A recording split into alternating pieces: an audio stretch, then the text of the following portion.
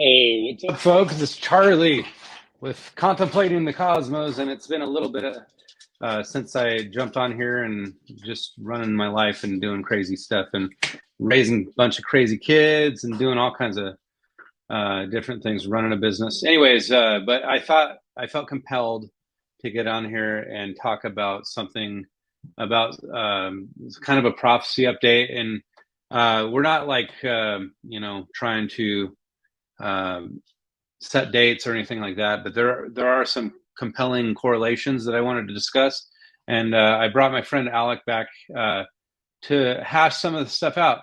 I'm going to bring him on now, but Alec, I'm just going to try to say to set the stage. You inspired me to make this live stream because of some of this work that you were putting out there in the last, few days or whatever, and now, I have been a student of, eschatology and prophecy and whatnot, like going back through the last 20 years almost, it seems like. I mean, I've heard about like the rapture and stuff, all the years of my life, as far as back as I can remember, like the rapture is imminent, and, pre-tribulation rapture was my big thing early on. But then I've kind of taken the position that you might say pan-trib or whatever. I don't know.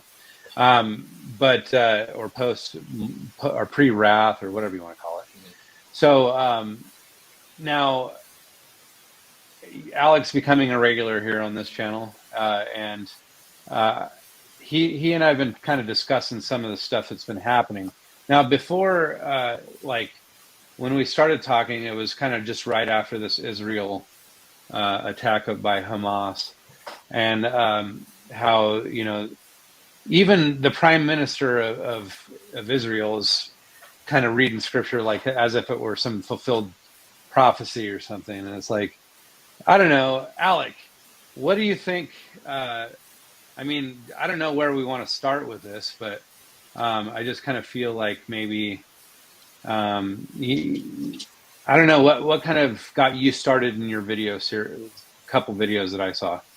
Well, I've been doing it for a while. I gave shelved it like I told you. But originally it was from there's some guys back when ISIS was going on. Back in 2015 when all that was going on. But there was some guys. I think his name, like one was Waleed Shubat, who was like an ex-Muslim, and then there was Joel Richardson. Okay. He's still going.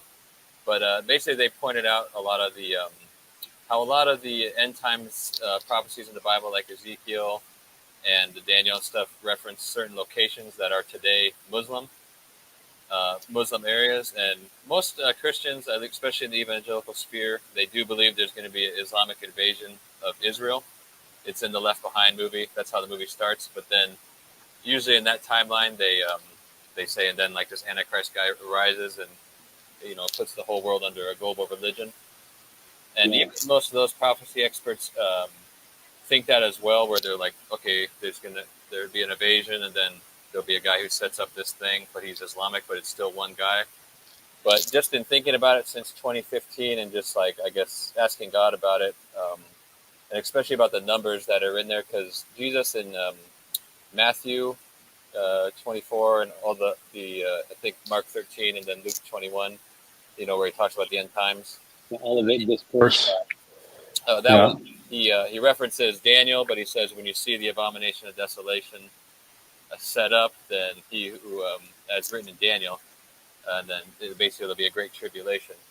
And basically what I've come to believe is that the numbers, because if you go back to Daniel, there's numbers from when that abomination of desolation is set up in the holy place, which does seem there's probably a spiritual element to it, where about the body of itself, but it does seem like if you were to consider the holy place just like the Temple Mount or something, and not needing the necessity of rebuilding a temple or anything, since it would be destroyed, it's just talking about that. If you think that location, then there happens to be something sitting there that is technically an Antichrist faith, and it fits that description. And then it goes back to the Maccabees too, like where they slaughtered a pig on the altar.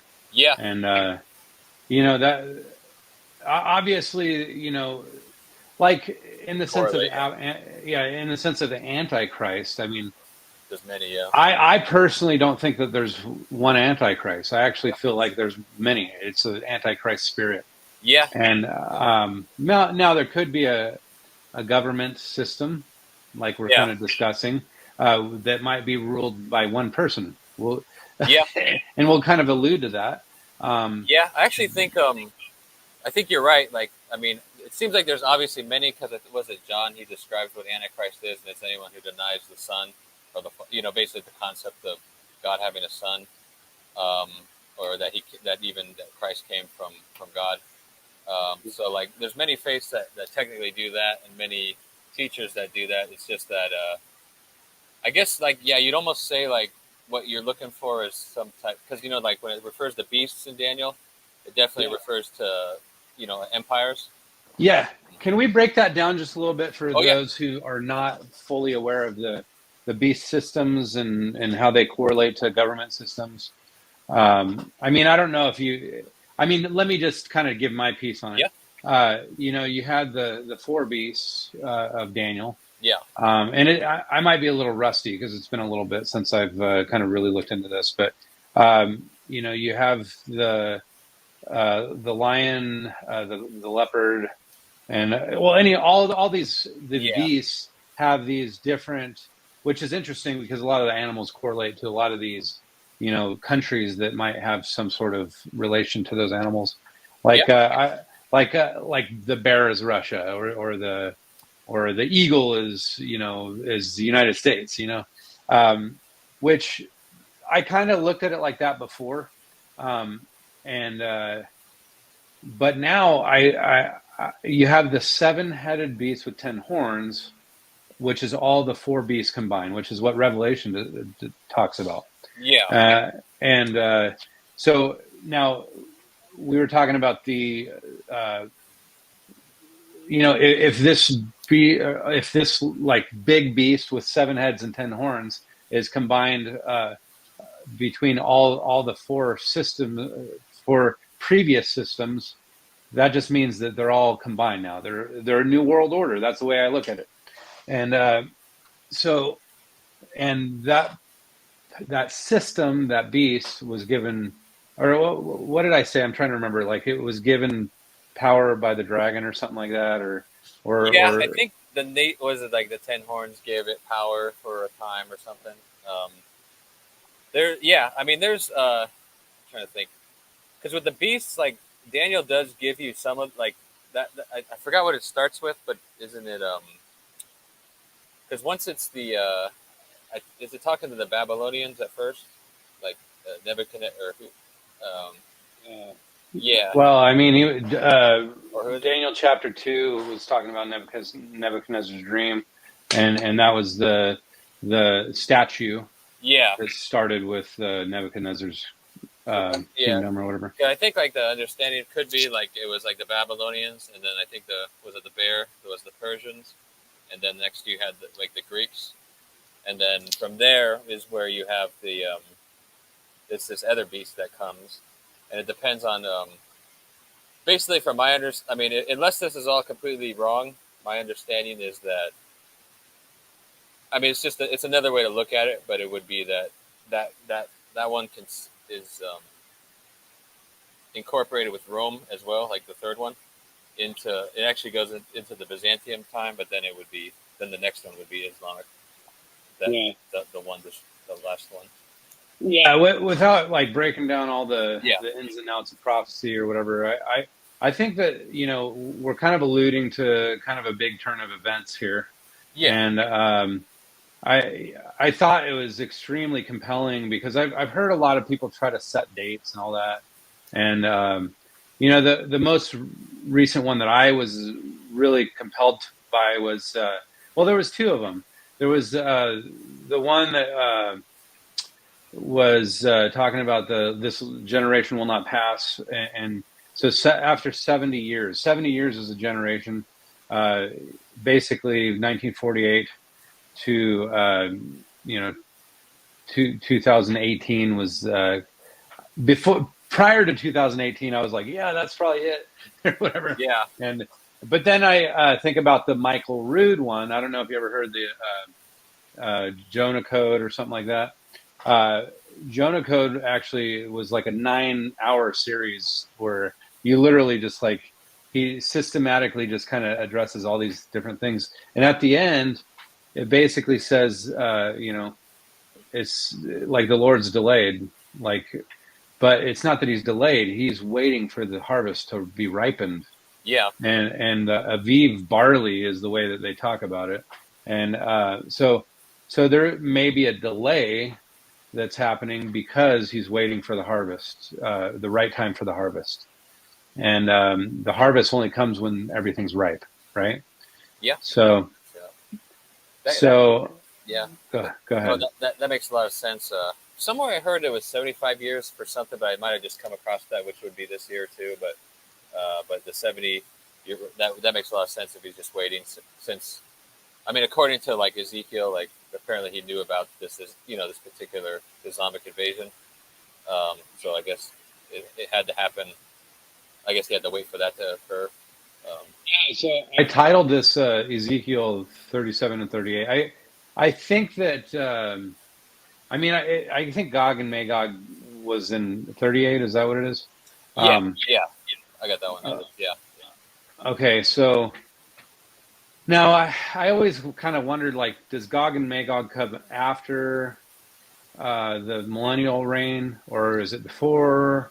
You And know, I think that because it does mention Gog and Magog after the millennium in Revelation, so which kind of, but it mentions it like slightly different. So I wonder because it almost mentions it as like geographic locations for some reason in that one, but I'm not sure. Like, because even there's also Daniel 11, and I think it's like Psalms 83 or something. But I guess the reason I would be compelled to say that Ezekiel 38 is about this particular Israel is because of because 39 talks about kind of their state, and it sounds like they're in unbelief, like the Israel, like they don't believe in the Messiah, and then they like he forgives them essentially. So I guess like if there was like a millennium, it seems like it'd be something potentially different, like yeah, in, I think I know where you're going with this. Like, for me, I remember someone telling me 40 days and 40 nights is not 40 days and 40 nights. It's actually a metaphor. okay, And there was like, days and years are kind of, described as kind of the same, like kind of what you were saying in your videos, that it wasn't actually days, it's actually years. And which you can interpret it either way. yeah, Real quick, I'm going to address this guy right here. Yeah, don't get stuck in a rut. That's kind of, just hear us out on this. Alec actually did some interesting research, and I wanted him to. I don't know if you have any like, you know, a screen share type of situation, but yeah, yeah. okay, just kind of hear him out, and kind of we'll talk about it after the fact. And I yeah, can't. we're not getting stuck in the rut, Yeah, but I can't even blame him for saying that. Like I know. yeah, we will keep watch, and that's kind of what we're doing right now, is watching just to see what happens. Today actually has a slight significance, and that's the reason we came on today. And let's talk about that real quick. Yeah, so let's talk about those dates a little bit, Okay. and kind of, the abomination of desolation being the Dome of the Rock, and then kind of Yeah. go from there. So the abomination of desolation. Well, let me just share. Let me see if I could. Let me share something real. Okay, it's pretty easy for me to do. Okay, just okay. So you see this Daniel, right? Yeah. Okay. So it does mention the abomination of desolation up here, like as one of the king of the north doing it. Basically, the king of the north. Chapter 11 is all about the king of the north fighting the king of the south, and it's talking about two regions that come out of the empire of Greece after Alexander, because it's split into four, which it mentions in this text as well. But it's basically the southern region, which is Potomac, like Egypt, versus the northern, which is like Syria, Turkey, those kind of areas. of Israel, and it's them basically battling over the just the different empire or different I guess rulers that came out of there, probably including Antiochus, from Maccabees, and it does look like it gets down to the point where it's the Caesar, but not that matters right now. But basically, I'm just trying to show that one of the king of the north, it says, it mentions this particular king of the north, which I personally think is Islam, just because of how it's describing, like it's somebody who. But this would have been a long time ago. Is what I'm getting at here is that they set up the forces that are mustered by him, and they shall defile the sanctuary forces. They take away the daily sacrifices and place there the abomination of desolation. Okay, and then it talks about basically something like the Great Tribulation. People will instruct many for many days, but they shall fall by the flame, sword, captivity, and plundering, and made white until the time of the end. To me, that sounds like that could have been happening for a long time, as opposed to like a 7-year period. But and the reason is because I believe sorry, I'm having trouble scanning here, but I believe the prophetic days that it mentions are years. It even goes as far as to say that this king of the north has a god in their place. He has a god of fortresses, a god which his fathers did not know. And that's what really made me believe that it was Islam, because I was told my whole life, just from the Calvary Chapel movement, that the Antichrist would be kind of like a secular person, or like somebody to unite, like, the world in that kind of like a European ruler. And I've seen Left Behind. With Kirk Cameron. Yeah, basically. Well, they had those books at the gift shop, and I'm not even knocking them, because I guess I wouldn't believe without them. But but they have that idea. And then there was a guy there, a pastor who I had his book, and I actually talked to him one time because I was trying to do a movie about that Left Behind type thing. And his book actually cut off this verse here for some reason, and he didn't continue to read that the Antichrist had or from their point of view, the Antichrist had a god, which it just led me to kind of question that narrative. But anyways, at the end, and in the next chapter 12, it talks about that abomination of desolation being set up. And it's when Daniel asks, when will all this be, fulfilled? And they, I'm sorry to stop you, but I'm trying to process. My wheels are spinning now after you mentioned something about having the Antichrist having a god. Yeah. Well, I had trouble reconciling, the false prophet with the Antichrist before, because like it seemed like there was some sort of religious nature behind the Antichrist system. Yeah. And so it was difficult for me to think it was like the president or, some secular type of. Anyways, I just thought I'd put that out there. No, that makes it has to be religious. Yeah, and I mean, I would go as far as to say, I personally believe that the two prophets in Revelation are Israel and the church, and it's because they are they references them as these are the two lampstands and the olive trees, and olive trees is a reference to the Israel, like in other texts, and then also because in Revelation it goes off about this 7 churches being the 7 lampstands. Yeah, and then to me it makes sense that the false prophet would be something that would be probably like Islam. And it makes sense because, it says it makes an image of the beast and it talks, and that men would bow down and worship the beast. And if you think about the Kaaba in Mecca, it's a square box, it's an image. And everywhere in the world, when that call goes out, everybody's facing it, Yeah. So, I mean, if it was, a literal interpretation of that, but still like, and then also the beheading concept. It's built into their religion to have a system of government, Sharia law. Yeah, so it changes the times and laws, and even time. Time is counted different in Islam, and and then also the fact that all these end times nations have that religion today, and but yeah, so I would think that. I mean, there's probably I just think. I mean, there's actual literal documents where like people at the time when Islam first came around saying that it's the 4th beast of Daniel, but I guess that's kind of like us saying at our time, whatever's the bomb is the Antichrist, but still, they definitely thought it at the time. But anyways, even to this day, I still think that Obama has some sort of tie-ins with, like, I watched this video about like lightning from heaven, translates into Barack Obama, like and Satan fell like lightning from heaven. You know what I'm Yeah. talking about? Yeah. Did you ever see that video where they're saying the translation in Hebrew or something was Barack Obama? No, but I bet.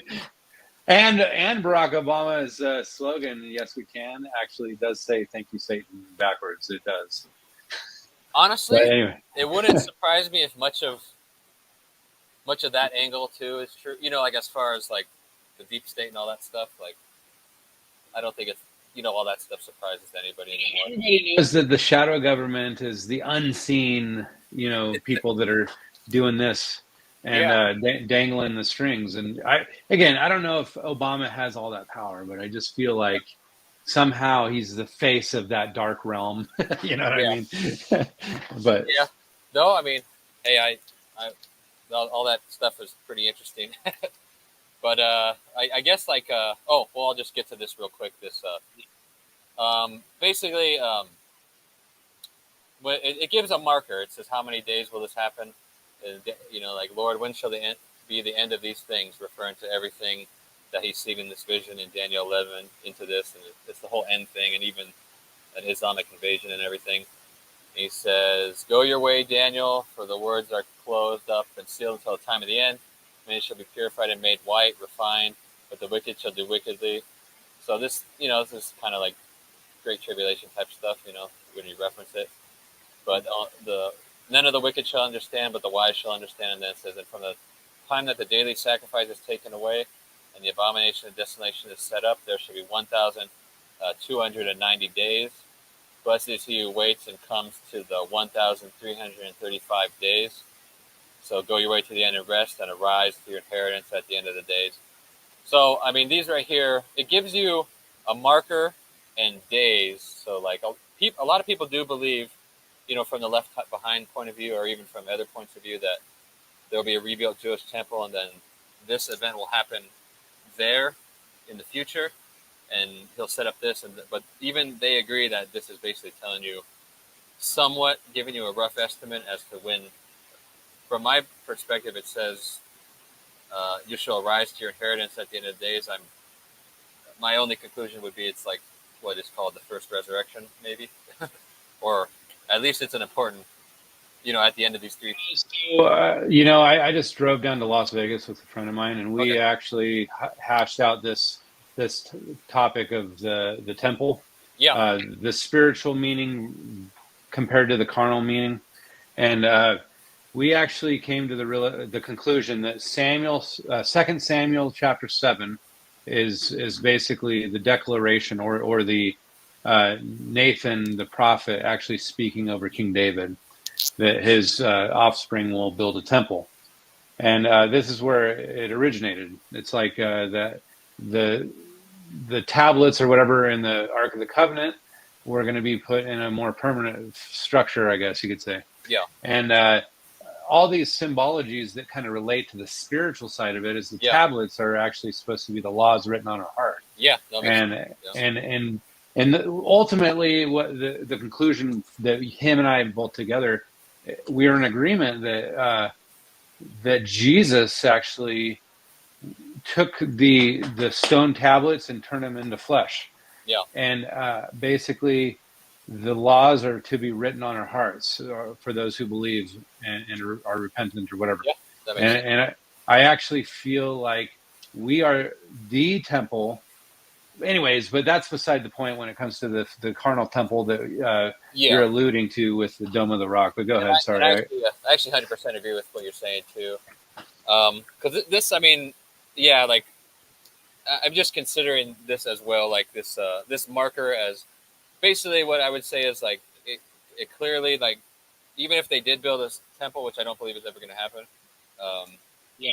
that I think it we are wouldn't. the temple that they're talking about in the end days. Yeah, it wouldn't mean you wouldn't mean like God wouldn't accept those anyways. Like, so there wouldn't be like a taking away of daily sacrifice. So I believe if this is Islam, setting up the daily sacrifice and the abomination, then the daily sacrifice must have something to do with the parable, whatever that would mean as a Christian.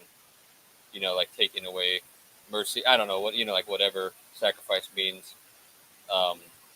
parabolically, I guess. Like Are you allowed to or even practice Christianity amongst like a Sharia law? No, you're going to be.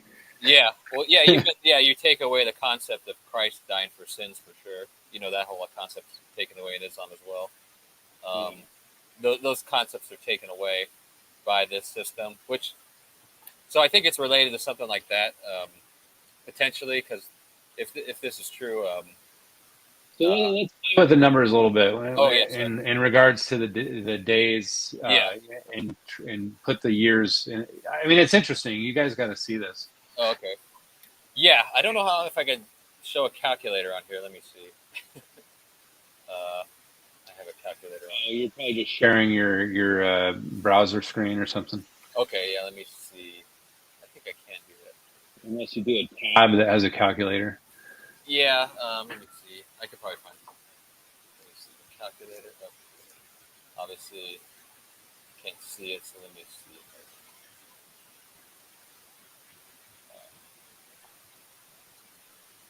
Okay. Let's see if I can share that calculator app. I'll look for one on the. Yeah, I should have been looking for one. Maybe I can. That's okay. Well, I guess you probably need to do the numbers anyway. So. Yeah, this is interesting. Okay. So yeah, this is. Let me. I can share this. Okay. So yeah, I mean, I know how this sounds. Like I've tried to show this. Like I know this isn't the most popular kind of date setting. But it's kind of just in general, like something's going to happen in these years, and it's not like. Okay. Can you see a calculator? Yeah. Okay, so I believe the Dome of the Rock, according to Wikipedia, it says, but there's a debate as to when it exactly started. It was either 685 or it was definitely completed in 691 or 92 because it has that inscription.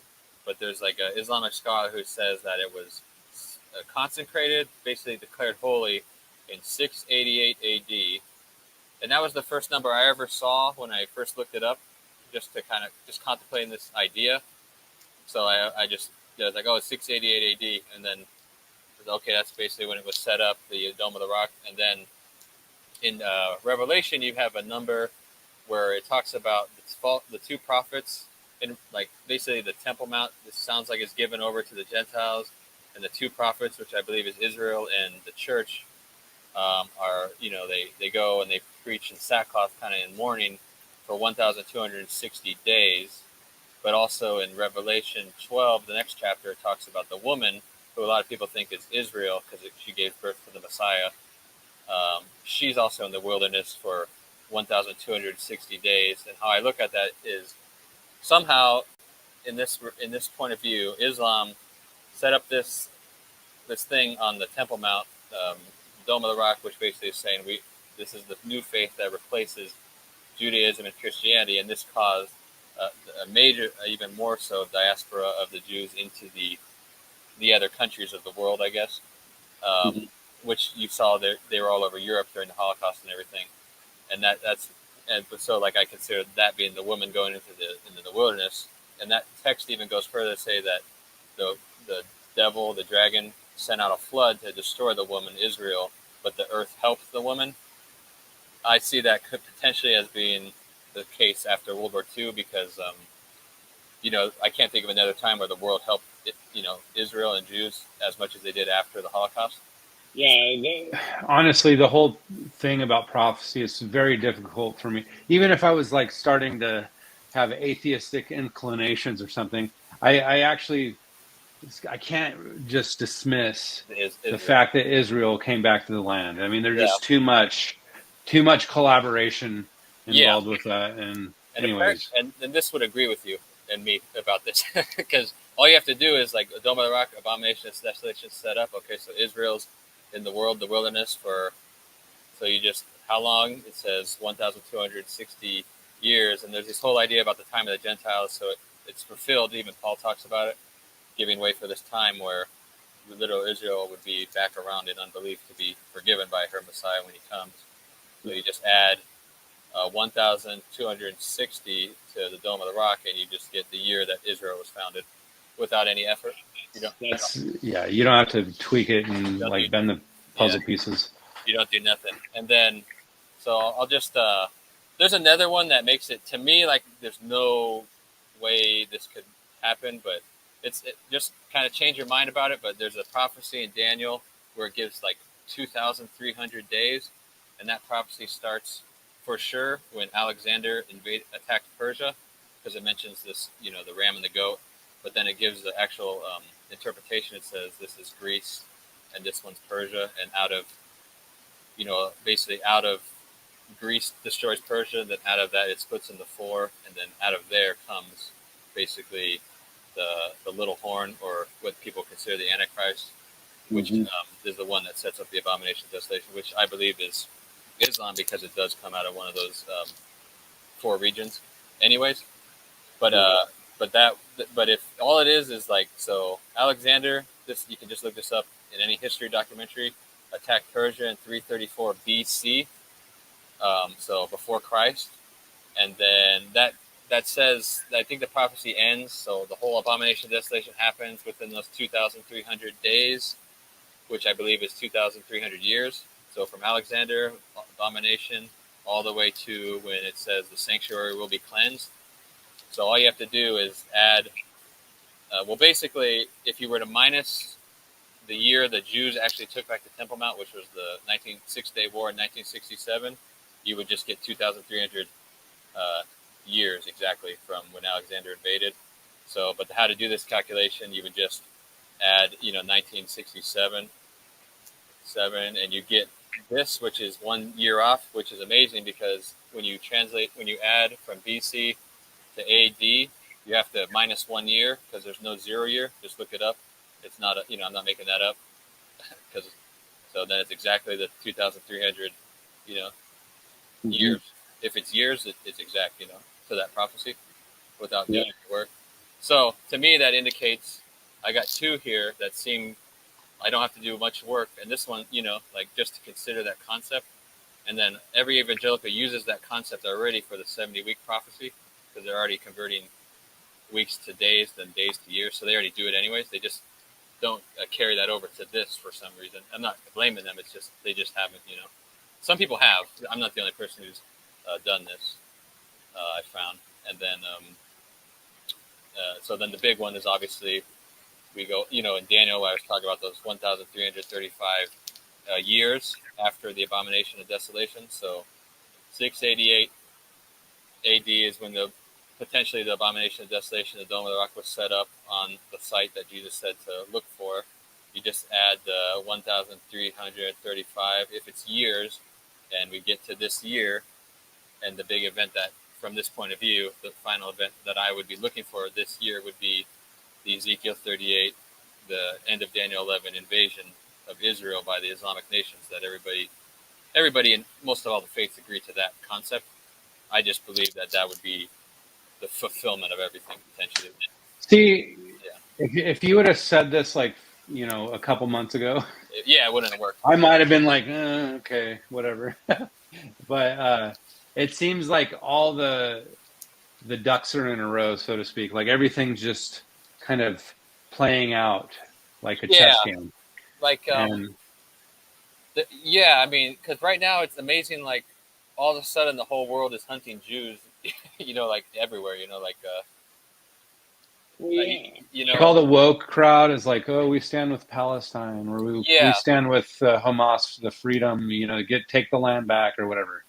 And and it's hard. I have to be realistic. Like, it was an amazing because of the footage that comes out of all the children that are in harm's way when the Israel bombs happen. It basically forces that narrative. That's why I think it was probably orchestrated by the Islamic powers that be, but that forces the narrative to have compassion for Gaza, which I do as well. But I also know that civilians are freaking dying. But if you actually do look what happened on the 7th, there's no any nation would have to respond because in some way, So I mean, you have Israel responding, but now they're saying Israel is like committing like war crimes and killing off a bunch of innocent people or whatever, which is obviously getting other countries and talk about the hooks in the jaw. Let's talk Yeah. about that real quick.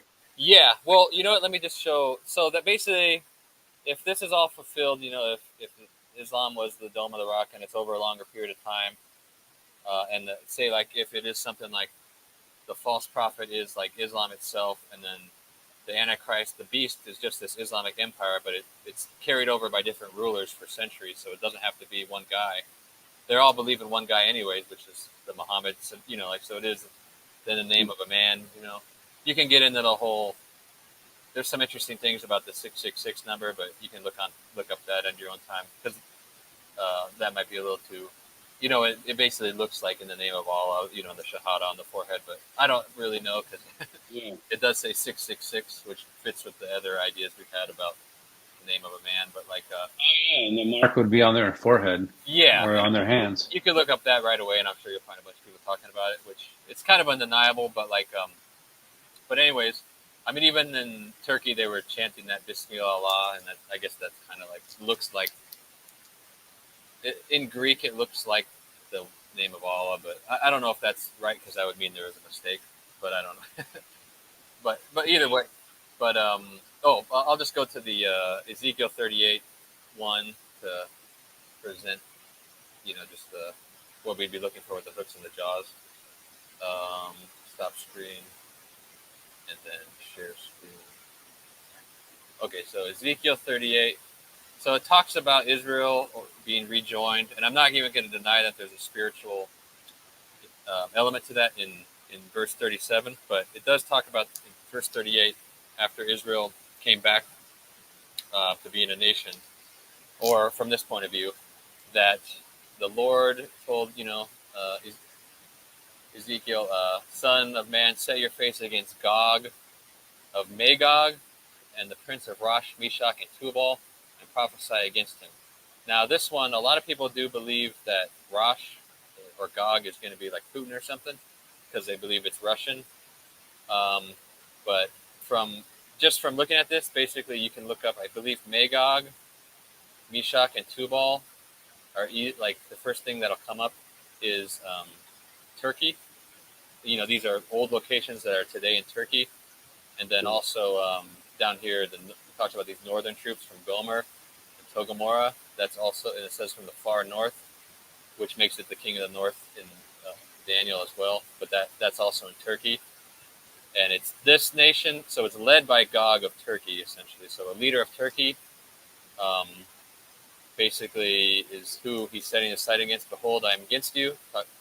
I will turn you around and put hooks in your jaws and lead you out with your army of horses, horsemen, all splendidly clothed, a great company of bucklers and shields, so a big army, and all of them handling swords.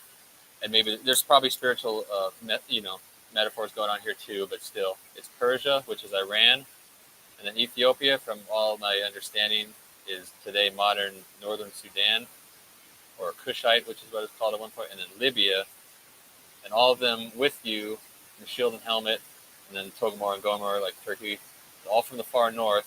And then it says, prepare yourself, be ready. All your companies gathered to you and guard. After many days you will be visited.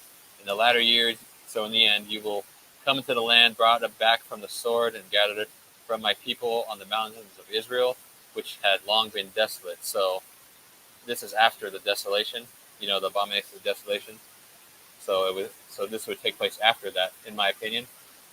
Maybe there's another word for this, but it's after Israel has come back from the sword. They came back from the flood that was in Revelation 12, which was, to my opinion, probably Nazi Germany or something like that, at the time, which made them come back. So they're no longer desolate. They're back, and they're coming back, and that's when... By the way, the land was pretty desolate when they returned to it. Yeah. I actually heard several commentators that were Jews, and they knew the history of the land. Apparently, it was not kept up by the Palestinians at all. They were just kind of like sporadically like farming the land or something. But there was no real government system in place because I guess the government had fallen. What was it? I want to let you keep talking because I don't want to give away. Well, that's good too, because that even because there's a lot of stuff too, like about the Euphrates really drying up. Like the stuff that we thought was spiritual is actually really happening too. So even that, like the land itself was desolate until they got there and they started cultivating it, right? Yeah. So now it's not desolate in that way as well, and that's when he comes, or it seems like a Turkish leader leading with Iran, which to me, if this is the one, that means that Turkey definitely is a player, is orchestrating. It doesn't surprise me since Erdogan, the leader of Turkey. Well, we could get into that. But he just called them freedom fighters and basically said, we're coming for Israel, essentially. Yesterday. He said that yesterday. Was it Saturday? Yeah, that's the point. That's the reason you're here today. Yeah. For any of the listeners, so they can know. He actually showed the clip of the what's his name, Erdogan. Yeah, he was basically calling out Israel. The way that the media kind of made it sound is that they scolded Israel or something like that. Scolding sounds like a little lashing or something. Yeah, no, it sounds like they were aggressing, like they were feeling aggressive toward Israel in that speech. Well, he called them terrorists, a terrorist nation, but I mean, he went as far as to say Hamas was freedom fighters. He's the only person in the world, basically saying that. But I mean, a lot of people in the Middle East are, but he's the only he's a NATO ally with the, I believe the second, if not the largest army, but the second most powerful. So it's a unusual thing. But anybody who knows his situation has seen it from coming from a long time. It's just, I mean, to me, it seems like, he's probably, I'm more than happy to be wrong about this, but it does seem like he would fit the bill of this character, Gog, Yeah, but the significance that I was going to let you share before I said what caused the land to be desolate in Israel, it was the Ottoman Empire or whatever. Oh, well, that's even more, yeah. Yeah, so go ahead and explain how that ties in. Yeah, and that's the big thing is the Ottoman Empire was the last caliphate, the last ruling dynasty of the Islamic empire. So let me just change the screen so we basically get that. That's kind of what we're looking at here, the Ezekiel 38, and then let me just share. I'll share a map screen just to make it easier. Which is just the Google Earth. So basically, not to get too far into it, but basically, you had the first Islamic empire, the Umayyad, ruling here, and then the Abbasids came, and eventually the Ottoman Empire came, and they eventually took Constantinople, which was the capital of the late Roman Empire, the Byzantines, and they took this area, obviously, which has a lot of significance biblically. It's where all the churches of Revelation are and whatnot in Turkey. But so the Ottoman Empire was the last Islamic empire, and after World War I, it fell, and that was after it did the Armenian genocide, which was the first, one of the first. That's where the term genocide came from, against the Armenians, which are today still dealing with the modern Turkey, which is becoming more Islamic. But basically, in 1923, Turkey was declared a nation, so the Ottoman Empire basically became a secular country, Turkey.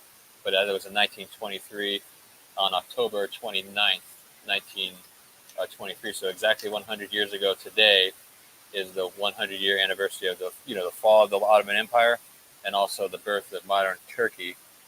And so it's not, to me, it's not 100% surprising that. I don't know if I have a video of it, but I have considered maybe that would be the time something would happen with Turkey, just because it's kind of a convenient time, 100-year anniversary of the nation, but it's also the day before yesterday, he called Hamas, the leader of Turkey called Hamas a bunch of freedom fighters after they slaughtered all those Israelis. And then yesterday he was talking, basically he had this huge crowd in support of Palestine, calling Israel a terrorist nation. And basically, a huge crowd. Had to have been thousands and thousands of people. Yeah, he said soon we'll respond, and then the crowd was chanting all together, Turkish troops to Israel, Turkish troops to Israel. So the Islamic world is calling for a savior to come to save Gaza right now. I'm just going to say this apolitically, this is what I see happening, not I don't want to. I think it's horrible either way. this is. I'm just saying this just seems to be what has to happen for God to reveal Himself, just as this God of this place that made the whole world. So we all know, so we all get it, including Israel. But it's just but it looks like, yeah, like the as we talked about, the hooks that are in the jaws of the Islamic world, especially Turkey, and it says Iran and Libya, which is already allied to Turkey, and then the Sudanese here is this Gaza scenario. So that's what maybe draws them in. But it seems like or they're using it to revitalize this Ottoman Empire, at least from the Turkish point of view, and they could do it quicker now because the whole Islamic world is calling out for a savior to come and save Gaza from Israel's response and retaliation to the horrific Hamas attack.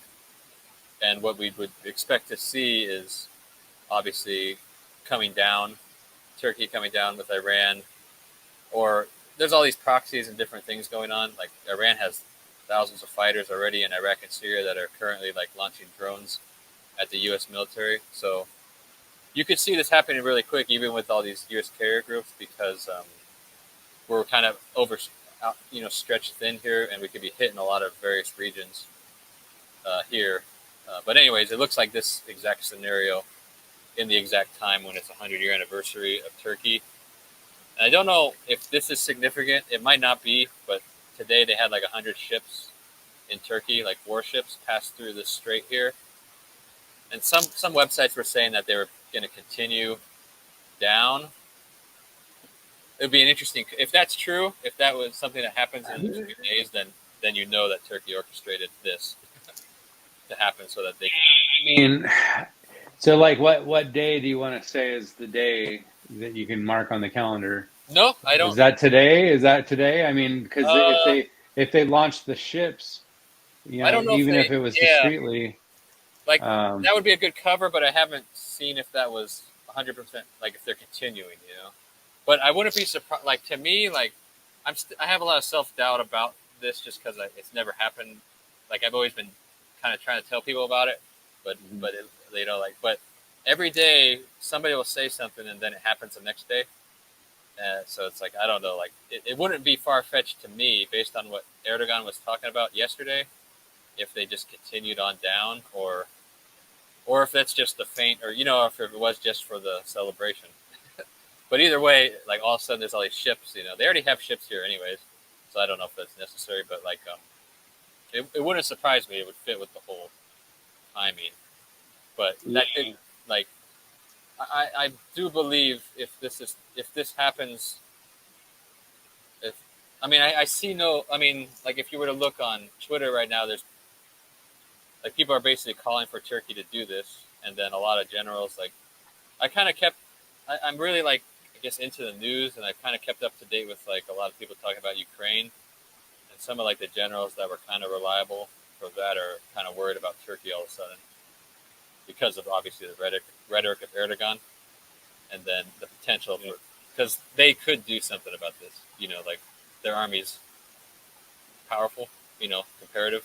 Like, my experience with Turkey is they've always been pretty benign. Like you never expect them to be an aggressor of any kind, but I mean, it seems like the whole hook in the jaw thing. Yeah, actually sounds interesting to me. They've actually been pretty aggressive. This Ottoman thing's not. Erdogan's definitely mentioned it. I know, like during this whole Syrian war, like they made a huge buffer zone in 2019 here to like house the Syrian refugees, or it's over here or something. But okay, hold on. Let's talk about this for a second. Yeah. What if the Ottoman Empire is rebirthed? Wouldn't that kind of correlate with the head of that beast that was thought to be dead, but then came back again, or something like that? It would be the eighth, the eighth head or whatever on the beast. Yeah. So what if that Ottoman Empire is that final beast system? I think so. Yeah. It's just freaking crazy, man. This is interesting. Yeah, I don't know if anybody else sees this, but I could send you. I think the first video on my thing was about Turkey being that head. So yeah, I could send you that too. But yeah, I think so. I mean, from this point of view, because yeah, they've been pretty aggressive against the Kurds because they have like a terrorist problem. I knew about that. And then In fact, I followed the Noah's Ark discovery over in over by Mount Ararat, but it's like yeah, that's the area where there's a lot of like yep. people fighting and There's stuff. actually this other thing going on too that it happened 3 weeks ago, but it got overtaken. But basically, the Armenian Christians, after the Armenian genocide, they had their own nation that is actually they're allied to Russia here, but and also Iran because they're neighbors. But like there's this Azerbaijan, which is Islamic nation as well, that is allied to Turkey in a big way. Basically, they might as well be a part of Turkey, kind of like uh, Belarus. Belarus is basically like Russia. But yeah, there's been a war here in Nagorno-Karabakh, a really nasty war with a lot of atrocities especially from the Azeris, like beheadings and stuff. But 3 weeks ago they took over the whole. It was an Armenian, settlements here, and like 100,000 people had to flee into Armenia. Now they're talking about taking this part too, which would also fit. So like Turkey still denies the Armenian genocide as well. So they haven't really. They're basically talking like they're Ottomans already. There's nobody's surprised either, even from a secular point of view, that they're going to try to take the Ottoman Empire. I remember seeing an interview with Assad, the leader of Syria, mentioning that Erdogan wants to be the Sultan or the Sultan of Ottoman Empire. Oh, interesting. But yeah, he I kind of wonder if Islam in general is fond of the history of the Ottoman Empire. Like if they want it, obviously they would want something like that to come back where they're. I think there's certain people. I know these guys. Saudi Arabia is probably not into it because they fought against it, with the British and whatnot. And I think there's some evidence, like in Ezekiel 38, it mentions these like a few areas that is the modern like these areas. Then they're kind of asking Gog, "What are you doing?" So I don't think. I think even they think these guys go too far when this happens. Yeah. I think yeah. Go ahead. Sorry. I was gonna say, if anybody's watching this video, I mean, what are your thoughts on any of this stuff? I mean, to me it sounds extremely compelling, and there's all kinds of different timelines, so it's not like this specific timeline.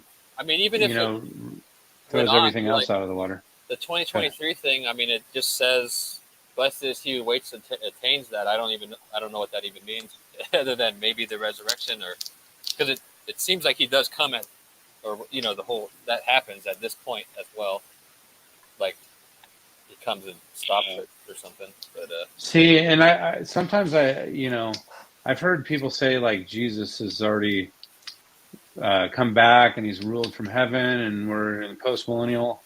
And I was definitely considering that this last year as well, but sometimes I always was struck by the evil, like even like the cartels and stuff. I was like, how is anybody gonna figure this out without something stepping in? But I don't know.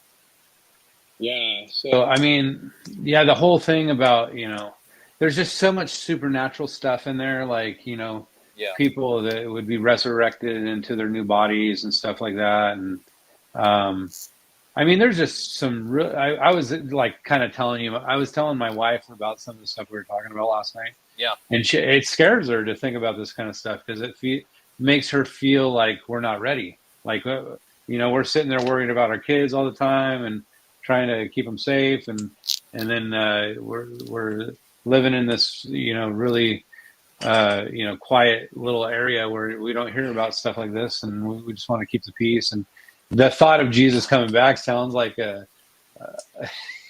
it sounds like there's a large war that's going to happen, and it's going to uproot our comfortable. I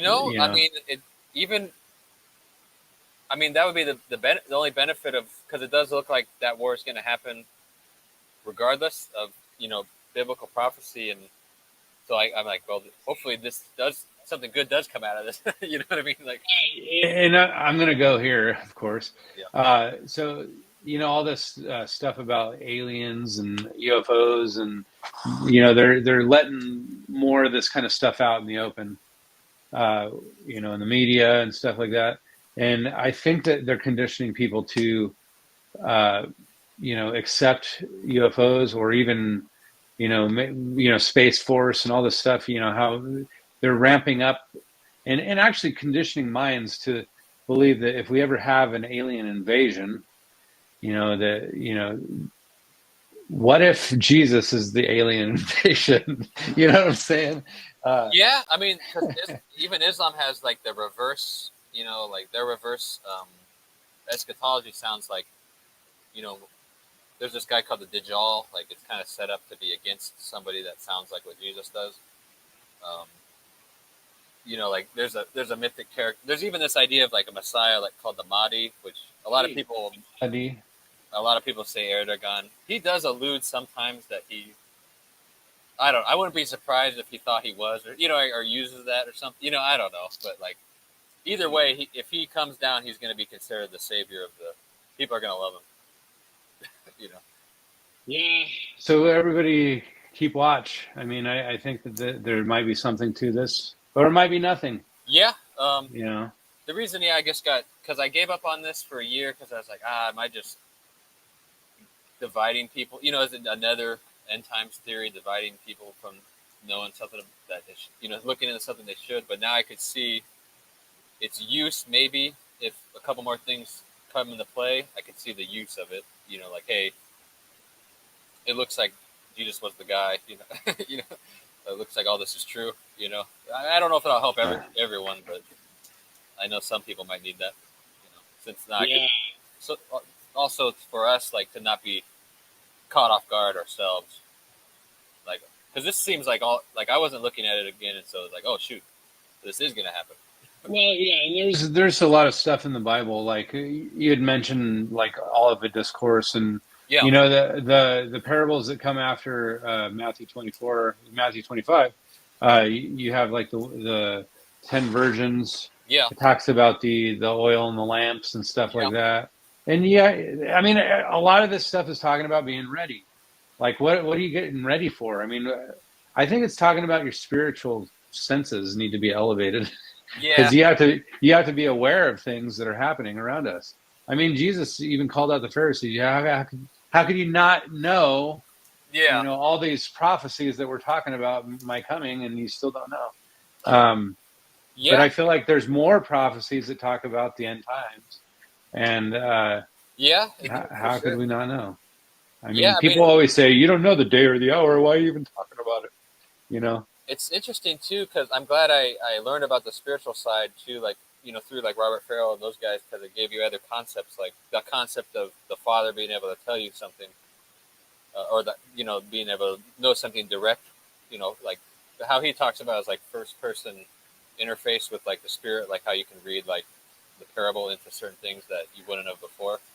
But that's kind of akin to like when Peter said, when he asked Peter, who do you say that I am? He said, the Christ, and he says, flesh and blood did not show this to you, but my Father in heaven. That indicates that maybe we're supposed to keep, maybe not just for this, but like maybe it gives a possibility, like maybe the more you could understand if you just asked or something like that. I don't know.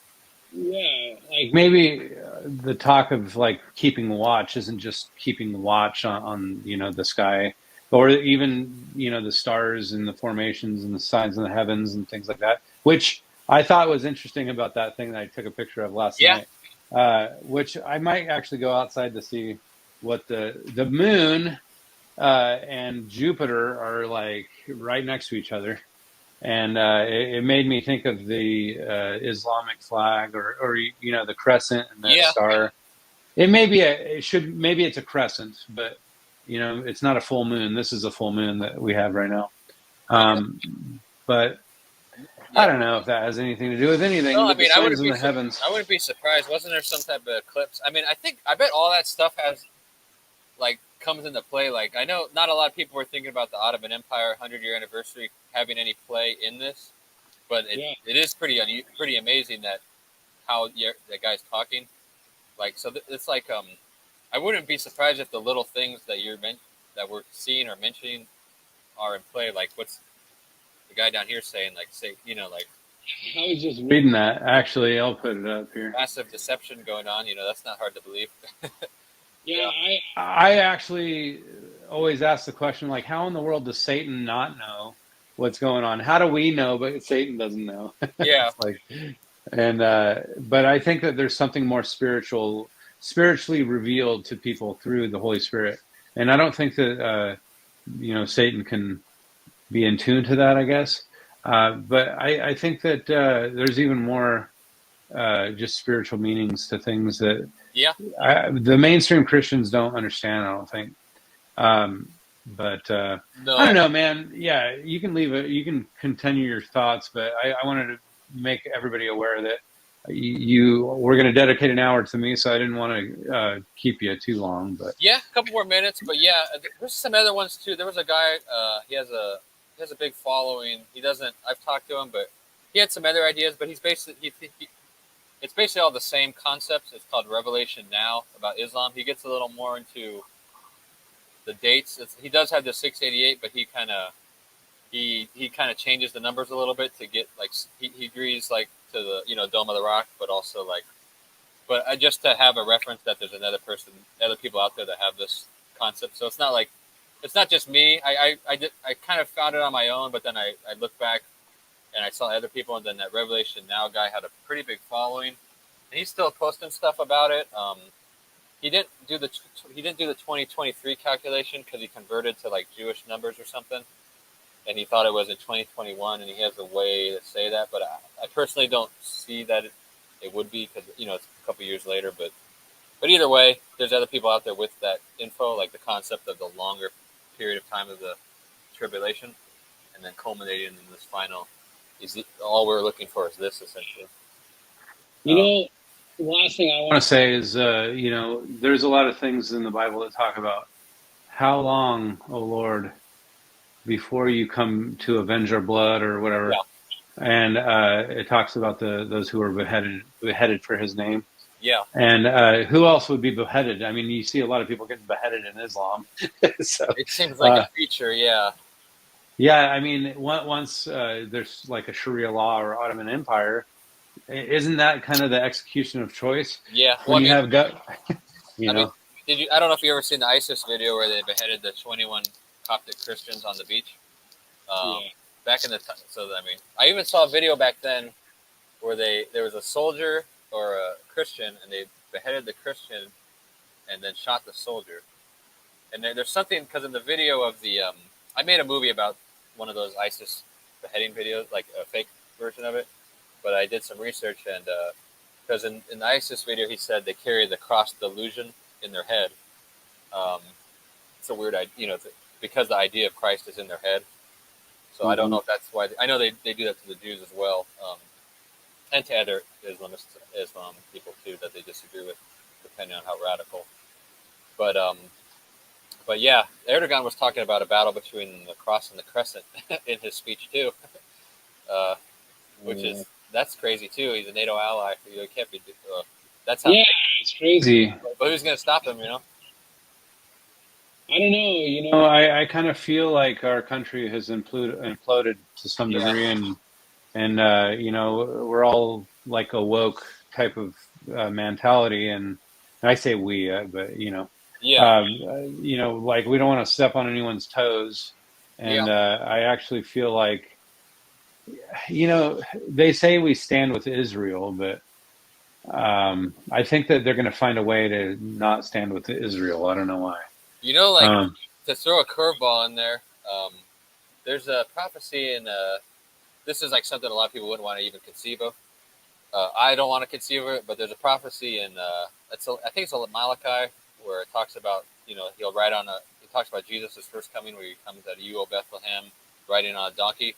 But then it goes further, and it says, when the Assyrian comes into your land, he will waste the land of Assyria with 7 shepherds and 8 princely men. Some people predicted that Jesus sometime, is kind of working through nations at this point to fight, the final Islamic Empire. if it's because it sounds like a future reference, and the 7 shepherds would be like leaders of nations, and it would kind of be crazy if like Biden was, I know, like it's kind of ridiculous, but like like the concept like that America does fight for Israel, because like it's possible to like somehow it doesn't seem right, but like that we do end up fighting for them in this just at the right time, and it saves us a little bit. I don't know, even though we're in a weakened state. I don't know, but what you're saying sounds more realistic. I'm not saying I don't want to. I mean, I kind of feel like it's our duty, but I felt like it was kind of our assignment from the days of the Bible to It seems like take care of Israel or whatever. But it seems like I don't know. I mean, I could argue for us being an extension of Israel, and we are Israel. Yeah. And we're just the lost tribes or whatever. I don't know. Spiritual Israel, that's still in there too. Like we're definitely, as believers, definitely a part of that, the Jerusalem above, which sounds like in the Bible that in this, it also sounds like the army that fights with Christ in this battle. But I don't know if that's part of the resurrection too, or if it's just we come and tell people what this all really means to lay down the sword. I don't know. Glad you're touching on that, because I talk about this. I've talked about it for years on my channel, and that's the saints that come back from the Book of Enoch, or even the Book of Jude. It's talking about 10,000s of the saints will be in heaven, and that is the New Jerusalem coming down from heaven. Yeah, and the Didache, that Christian document says that too. Like it says, the next, what are the signs to look for? And it says like 3 things. The heaven being rolled up, an earthquake, and then there'll be a resurrection, but not of everyone, which fits with Revelation because it says it's the first resurrection. And then and it says, it references that quote from Jude, 10,000, as it said, 10,000 of holy ones with you. So it seems to be linked. Yeah. All that stuff's really interesting. I'm going to be watching closely, at least over the next couple of weeks, or even the next couple of months. I mean, we only have a few more months left of this year, but I would like to come on 2024 and say it wasn't true. If it, just and I don't mind saying that we were wrong in our assessment, but I just feel, I forget if I mentioned on here or if it was before we got on, but I watched the Michael Rood series, The Jonah Code, and he approaches from a messianic perspective, or messianic Judaism, and he. Oh, I lost you.